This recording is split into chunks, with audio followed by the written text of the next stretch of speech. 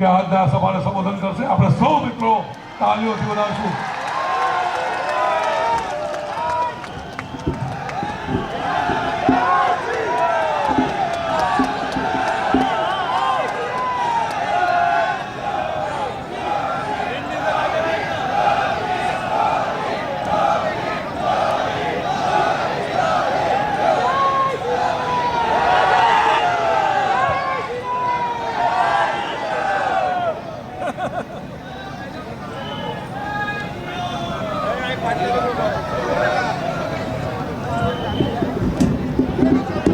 श्री गजानन गणपति અને ચેહર માતાના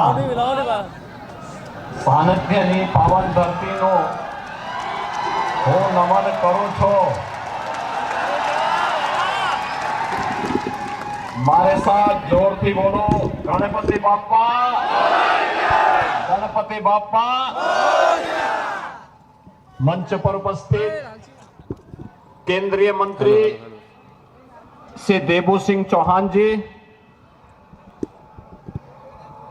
पूर्व कैबिनेट मंत्री गुजरात सरकार श्री भूपेंद्र सिंह चौड़ासमा जी, हमारे वरिष्ठ संत पूज्य बापू शेरनाथ जी,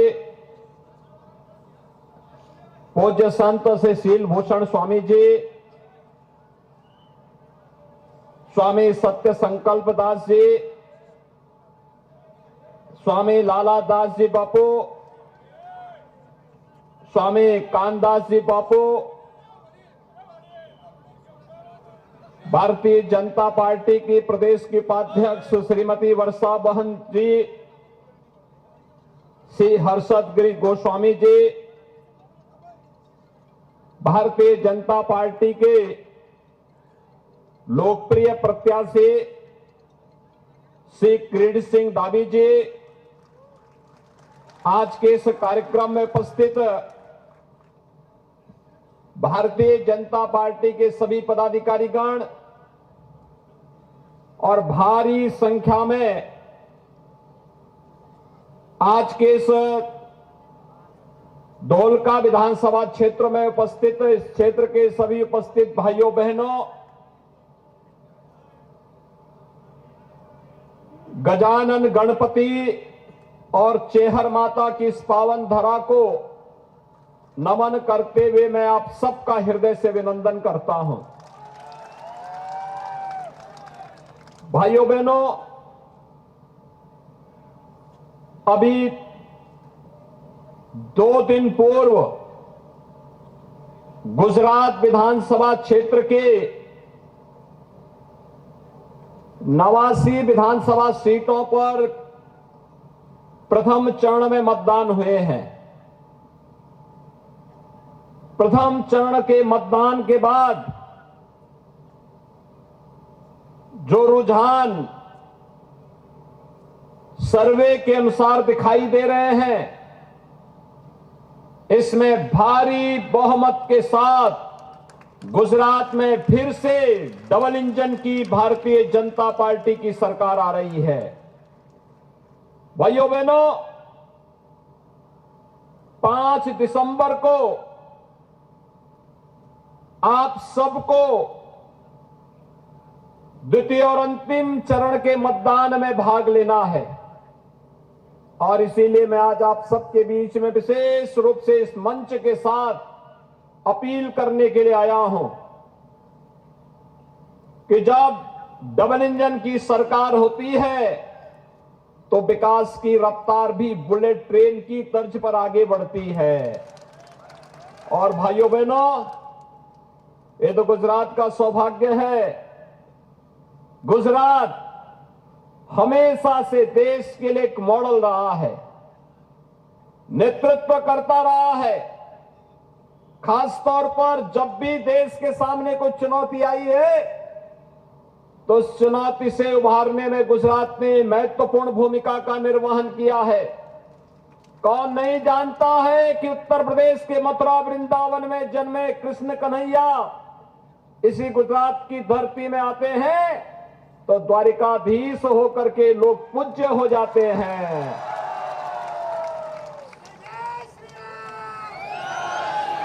कौन नहीं जानता कि उत्तर प्रदेश की धरती में जन्मे स्वामी भगवान स्वामीनारायण गुजरात की धरती में आते हैं, भगवान स्वामीनारायण के रूप में लोग पूज्य हो जाते हैं। और भाइयों बहनों, ये गुजरात की धरती का महात्मा है। सामाजिक बिखराव की स्थिति जब मध्यकाल में मुगल आक्रांताओं के कारण भारतीय समाज में देखने को मिला था, तब स्वामी दयानंद सरस्वती भी इसी धरती की देन है। देश की आजादी में जब किम कर्तव्य विमूढ़ की स्थिति दिखाई दे रही थी, लोगों में यह भय था कि पता नहीं क्या होगा, देश लगता है कभी आजाद नहीं होगा। उस समय देश की आजादी को मुखर स्वर देने और उसका नेतृत्व करने के लिए आजादी के आंदोलन के महानायक राष्ट्रपिता महात्मा गांधी आए और जिनके नेतृत्व में देश स्वाधीन हुआ। यह भी गुजरात की धरती की देन है। भाइयों बहनों, ये गुजरात की धरती की देन है। देश की आजादी के बाद भारत का एकीकरण का एक चुनौती थी। कौन नहीं जानता कि जूनागढ़ का नवाब और हैदराबाद का निजाम कभी भी भारत गणराज्य का हिस्सा नहीं बनना चाहते थे, लेकिन लौह पुरुष सरदार वल्लभ भाई पटेल ने एक ही बार कह करके कि अगर बातों से नहीं मानोगे तो दूसरी भाषा में समझाएंगे। जैसे 561 रियासत भारत गणराज्य का हिस्सा बन रही है, वैसे ही जूनागढ़ और हैदराबाद को भी बनना पड़ेगा। और भाइयों बहनों, सरदार साहब की सूझबूझ और दृढ़ इच्छा शक्ति के सामने उस समय जूनागढ़ और हैदराबाद को भी भारत गणराज्य का हिस्सा बनना पड़ा था। 563 से अधिक रियासतों को भारतीय गणराज्य का हिस्सा सरदार साहब ने बनाया था।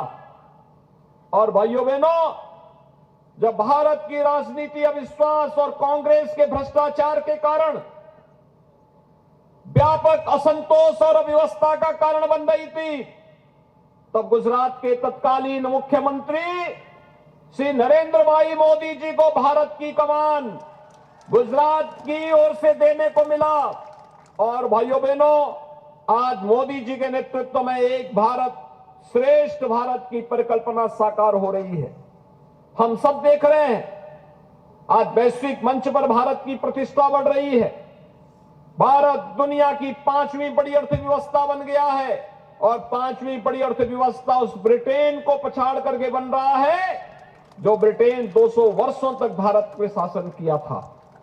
आज उस ब्रिटेन को पिछाड़ करके भारत दुनिया की 5वीं बड़ी अर्थव्यवस्था बना है।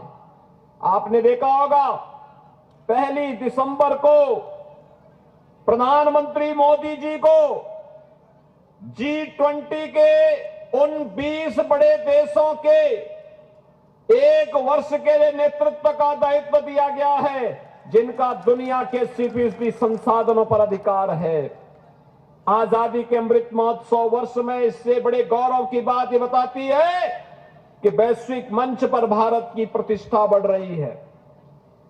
भाइयों बहनों, एक और वैश्विक मंच पर बढ़ती हुई भारत की प्रतिष्ठा और दूसरी ओर सुरक्षित हुई सीमाएं। 20 वर्ष पहले तक गुजरात में दंगे होते थे, कर्फ्यू लगता था, व्यवसाय करना कठिन था, बेटी और बहनें सुरक्षित नहीं महसूस कर पाती थी, कोई धार्मिक आयोजन नहीं हो पाता था। लेकिन 20 वर्ष पहले मोदी जी के नेतृत्व में गुजरात के कर्फ्यू पर और गुजरात के दंगों पर हमेशा के लिए विराम हो गया। अब गुजरात में कर्फ्यू नहीं, गुजरात में दंगे नहीं, गुजरात का ये मॉडल देश के अंदर आतंकवाद, नक्सलवाद और अलगाववाद को समाप्त करने के काम आ रहा है। आज भारत आतंकवाद से मुक्त हो गया है, नक्सलवाद से मुक्त हो गया है, अलगाववाद से भी मुक्त हो गया है। ये भारत की बढ़ती हुई प्रतिष्ठा का प्रमाण है। सुरक्षित भारत का एक नया मॉडल है दुनिया के सामने। और भाइयों बहनों, सुरक्षित भारत भी है तो अपने लोगों का ध्यान और उसके प्रति संवेदना कैसे होनी चाहिए। सामान्य दिनों में मोदी जी ने अनेक योजनाएं दी। हर गरीब को सिर ढकने के लिए प्रधानमंत्री आवास योजना, हर गरीब के घर में शौचालय का निर्माण, हर गरीब को 5 लाख रुपए की आयुष्मान भारत की योजना, हर गरीब के लिए राशन की सुविधा, हर गरीब को विद्युत के कनेक्शन, हर गरीब को उज्ज्वला योजना में रसोई गैस का कनेक्शन, ये तमाम योजनाएं तो दी ही हैं। भाइयों बहनों, कोरोना कालखंड में जब दुनिया अस्त व्यस्त हो गई थी, हर व्यक्ति अपनी जान बचा रहा था, तब प्रधानमंत्री मोदी जी अपने देश के 135 करोड़ लोगों को बचाने के लिए वैज्ञानिकों की बैठकें जगह जगह लेकर के वैक्सीन बनाने के कार्य के साथ जुटे हुए थे। पहली बार हुआ है कि किसी महामारी के दौरान इतनी जल्दी वैक्सीन मिली हो, फ्री में टेस्ट, फ्री में उपचार, फ्री में वैक्सीन और फ्री में 80 करोड़ लोगों को देश के अंदर राशन की सुविधा भी ये मोदी जी ने कराई। डबल इंजन की सरकार थी, डबल डोज राशन की मिल रही थी। भाइयों बहनों, ये पहले कभी नहीं हो पाया। राशन के साथ साथ लोक कल्याणकारी योजनाओं का लाभ ये भी मिल रहा है और साथ साथ आपकी आस्था को भी सम्मान मिल रहा है। मैं तो अयोध्या से आता हूं। भगवान राम के भव्य मंदिर का निर्माण अयोध्या में प्रारंभ हो गया है। 500 वर्षों में जो काम नहीं हो पाया, जिसके लिए हिंदुओं पे गोलियां चलती थीं, लाठियां चलती थीं, संतों का जाना वहां वर्जित कर दिया जाता था, रोक दिया जाता था, उस कार्य को मोदी जी ने एक झटके में सूझबूझ के साथ, दृढ़ इच्छा शक्ति के साथ उसका भी समाधान कर दिया और स्वयं अयोध्या आए और अयोध्या में रामलला के मंदिर का शुभारंभ अपने कर कमलों से करके भगवान राम के भव्य मंदिर के निर्माण का कार्य भी आगे बढ़ा दिया। काशी में काशी विश्वनाथ का धाम बन गया। भाइयों बहनों, उज्जैन मध्य प्रदेश में महाकाल का महालोक का निर्माण हो रहा है। उत्तराखंड केदारपुरी में केदारनाथ धाम और बद्रीनाथ में बद्रीनाथ धाम का पुनरुद्धार और सुंदरीकरण का कार्य हो रहा है। द्वारिकापुरी में द्वारिका धाम का पुनरुद्धार हो रहा है। जितना अतिक्रमण था सब हटाए जा रहे हैं। अब भाइयों बहनों, बुलडोजर केवल सड़क ही नहीं बनाता है, अब वह आतंकवादियों के और अपराधियों की छाती को भी रौंदते हुए आगे बढ़ता है। यह भी एक मॉडल बन गया है और इसीलिए आज आपके बीच में आपसे अपील करने के लिए आया हूं। ये आस्था का सम्मान क्या कांग्रेस कर पाती? क्या कांग्रेस अयोध्या में राम मंदिर का निर्माण कर पाती? आम आदमी पार्टी कर पाती? काशी विश्वनाथ धाम का निर्माण कांग्रेस या आम आदमी पार्टी कर पाती? और कश्मीर से धारा 370 को क्या कांग्रेस या आम आदमी पार्टी हटा पाती?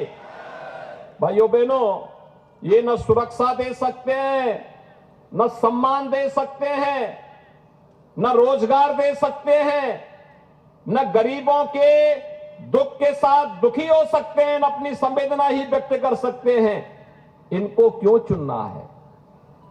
और उत्तर प्रदेश की जनता ने तो बता दिया। अभी उत्तर प्रदेश में विधानसभा के चुनाव हुए थे, आम आदमी पार्टी 0, कोई सीट खाता भी नहीं खुला। कांग्रेस 2 सीट, 403 में से 2 सीट कांग्रेस के पास। भाइयों बहनों, मात्र 2 सीट। राम नाम सत्य है के लिए भी 4 लोग चाहिए होते हैं और इसलिए मैं आप सबसे अपील करने के लिए आया हूं कि भाइयों बहनों, बापू ने कभी कहा था 1947 में, जब देश आजाद हुआ था, पंडित जवाहरलाल नेहरू के नेतृत्व में जब कांग्रेस के लोग बापू से मिलने आए थे, राष्ट्रपिता महात्मा गांधी जी से मिलने के लिए गए थे, उनसे कहा कि कैसे कांग्रेस को चलाना है। उन्होंने कहा देश आजाद हो गया है, कांग्रेस की आवश्यकता नहीं, इसको विसर्जित कर दीजिए। भाइयों बहनों, कांग्रेस को विसर्जन का जो सपना बापू का है, उस सपने को साकार करने का वक्त आ गया है। जो कांग्रेस और जो आम आदमी पार्टी देश की सुरक्षा के लिए, देश की समृद्धि में बाधक है, बैरियर है, उसको फांसी पर डाल दीजिए, समाप्त कर दीजिए। और ये लोकतंत्र में ताकत आपके हाथों में है, अपनी इस ताकत का इस्तेमाल कर दीजिए।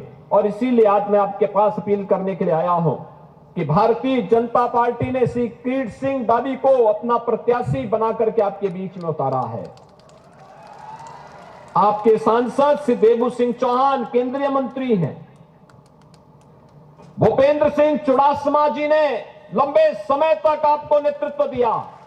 और आज भाइयों बहनों, श्री किरीट सिंह दावी आपके प्रत्याशी के रूप में, लोकप्रिय प्रत्याशी के रूप में आपके बीच में आए हैं। मैं आप सबसे अपील करने के लिए आया हूं कि मोदी जी के नेतृत्व में, भूपेंद्र सिंह पटेल जी के नेतृत्व में आज गुजरात डबल इंजन की सरकार विकास समृद्धि के लिए बुलेट ट्रेन की भांति कार्य कर रही है। आप सब सहमत हैं? सभी लोग सहमत हैं? किरीट सिंह दावी को चुनाव जिता करके भेजेंगे। सो आप बधा भाजपा ने भव्य जीत आपसो, हाथ ऊंचा करीने समर्थन आपो। भारत माता की, भारत माता की, भारत माता की जय श्री राम, जय जय श्री राम। स्वागत है, स्वागत है भाई, स्वागत है,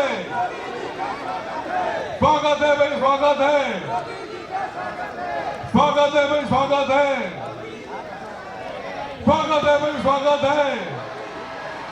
जय जय श्री राम, जय जय श्री राम, जय जय श्री राम।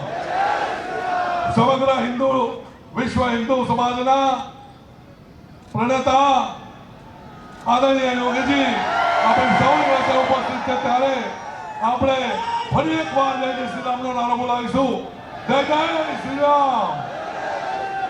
ભારત માતા की, ભારત માતા की, ભારત માતા की। ખૂબ હું આદરણીય ગૌરવની ધરા ઉપર આદરણીય યોગીજી મહારાજનું સ્વાગત કરું છું અને મંચ ઉપર વિરાજમાન સૌને સ્વાગત કરવા માટે હું નામ બોલ્યું પ્રમાણે સ્વાગત વિધિમાં જોડાશે। સર્વપ્રથમ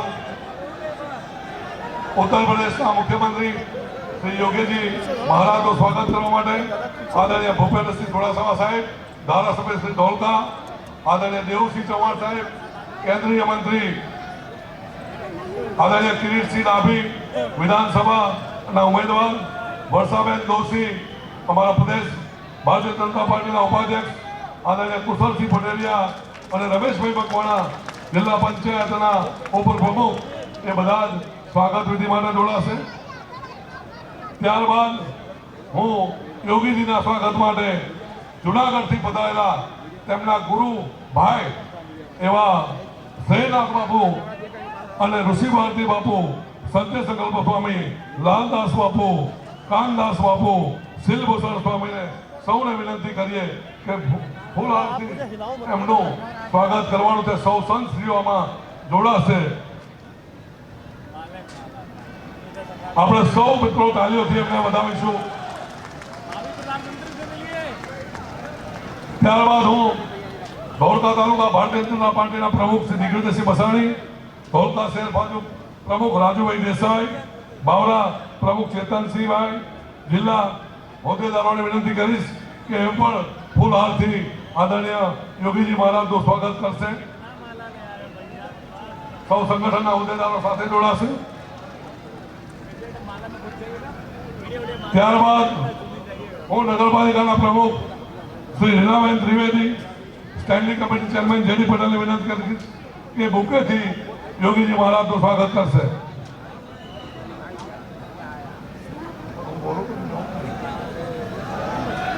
એપીએમસીના ચેરમેન અને પ્રવીણસિંહ ડાભી, કારુભાઈ મુખી પાઘડી અને ફૂલહારથી અને તલવારથી તેમનું સ્વાગત કર્યું.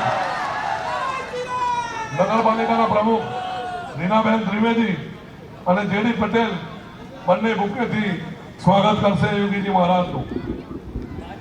આજે પરિસરમાં આપણે આ સભા યોજીશું અને જેઓએ આ પરિસર આપણને આ કાર્યક્રમ માટે આપ્યું છે એવા મારુતિજીના માલિક દિવેશભાઈ પટેલ, અમિતભાઈ પટેલને બુકેથી સ્વાગત કરવા માટે આપણે વિનંતી કરીશું. ત્યારબાદ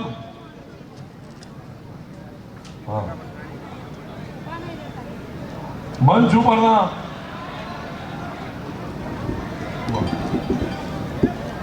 કાર્યક્રમને આગળ વધારતા હું આપણા લોકપ્રિય ઉમેદવાર આદરણીય કિરીટસિંહને વિનંતી કરીશ કે આજની આ જનસભાને પોતે અપીલ કરશે. વિક્રમસિંહ મંડોરાજી આદરણીય યોગીજી બાપુનું સ્વાગત કરશે. વંદે ભારત માતા કી.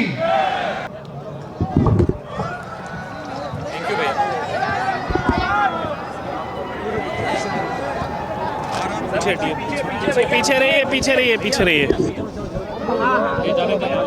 भाई जवा दो हमने तुम्हें यार पीछे रहो यार. कहे गामना जो એ આ રિપબ્લિકમાં આ લોકો આપણને હાથવે હેલા